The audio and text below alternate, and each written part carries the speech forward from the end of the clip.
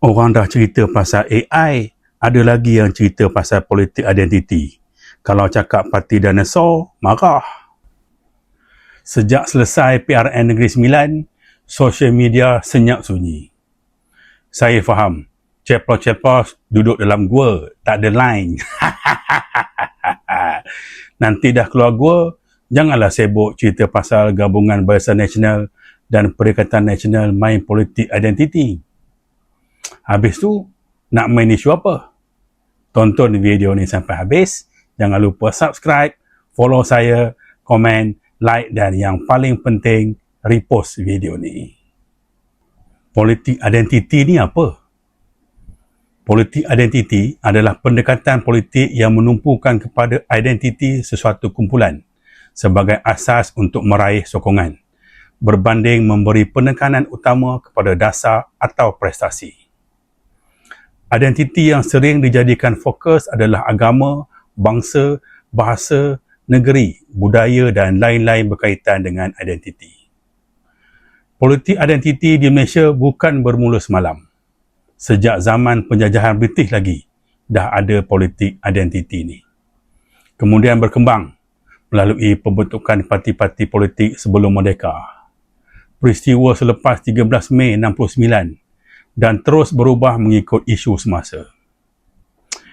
Politik identiti ini ada kebaikan dan keburukannya. Ia menjadi masalah apabila politik identiti digunakan untuk menimbulkan perpecahan atau menutup perbincangan mengenai prestasi, integriti dan penyelesaian kepada masalah rakyat. Hari ini saya tak nak cerita detail pasal politik identiti ini. Saya nak bagi tahu macam mana nak lawan politik identiti ni. Sebelum saya cerita macam mana nak lawan politik identiti ni, saya nak tunjuk sedutan video ceramah Parti Bersama di Dun Bukit Permai semasa PRN Johor. Jom kita tengok dulu.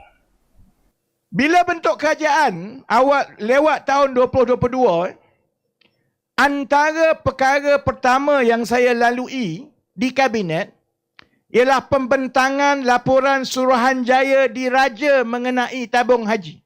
Global. Pengurusi dia Tun Rauf, bekas Ketua Hakim Negara. Dalam Kabinet tu saya baca satu-satu kan. Saya adalah orang yang paling gembira kalau laporan itu didedahkan kepada orang ramai. Sebab semua yang saya cakap tu ada kat dalam tu. Supaya kalau ada lagi lah yang tak percaya soal macam mana tabung haji ni dirompak sampai jadi macam itu, biar dia baca sendiri daripada laporan Suruhanjaya Diraja mengenai tabung haji. Saya memang nak laporan itu keluar, tapi saya tak tahu apa yang berlaku. Kita boleh nampak UMNO semua tak nak laporan itu keluar.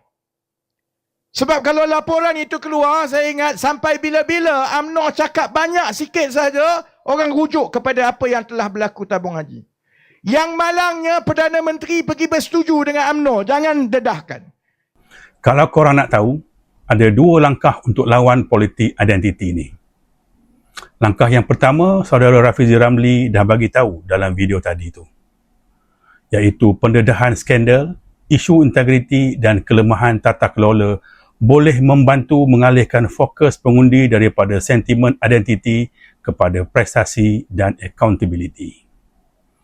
Tujuan langkah pertama adalah untuk mengecilkan ruang permainan politik identiti.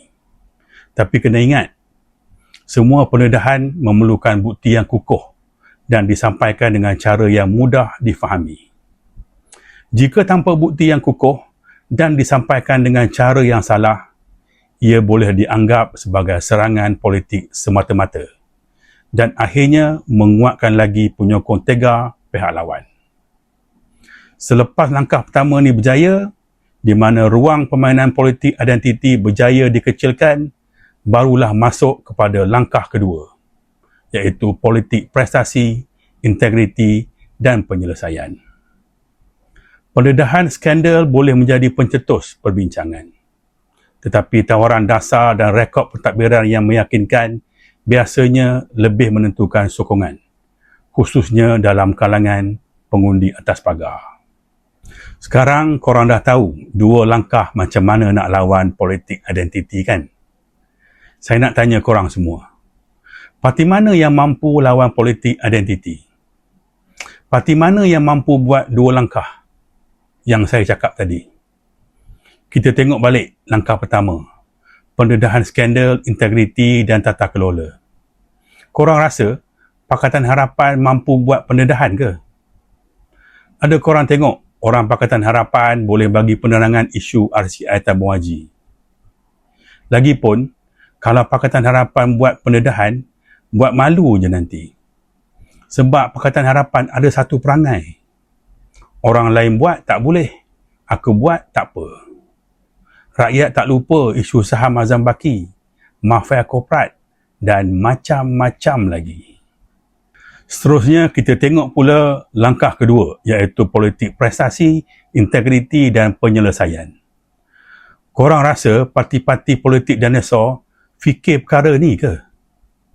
Mereka lebih fikir pasal kuasa. Sebab tu mereka main politik identiti. Termasuklah Pakatan Harapan. Jadi tak payahlah nak salahkan Gabungan Barisan Nasional dan Perikatan Nasional main politik identiti. Pakatan Harapan pun sama. Sekarang korang semua nampak tak? Kenapa saya selalu buat video minta korang sokong Parti Bersama? Parti Bersama mampu buat langkah pertama. Saudara Rafizi Ramli adalah orang pertama yang dedahkan isu tabung haji dalam Parlimen pada tahun 2016. Kemudian dalam podcast YBM episod 57, Saudara Rafizi Ramli terangkan secara terperinci dapatan RCI tabung haji. Mana pergi timbalan Presiden PKR? Mana pergi Tengku Zafrul? Mana pergi AMK? Takkan nak suruh ceplos-ceplos nak bawa isu yang berat macam ni? Seterusnya, langkah kedua. Setakat ni hanya Parti Bersama saja yang ada rangka tindakan yang cuba mengalihkan politik Malaysia daripada politik personaliti dan kaum kepada politik penyelesaian, iaitu 12 agenda Parti Bersama.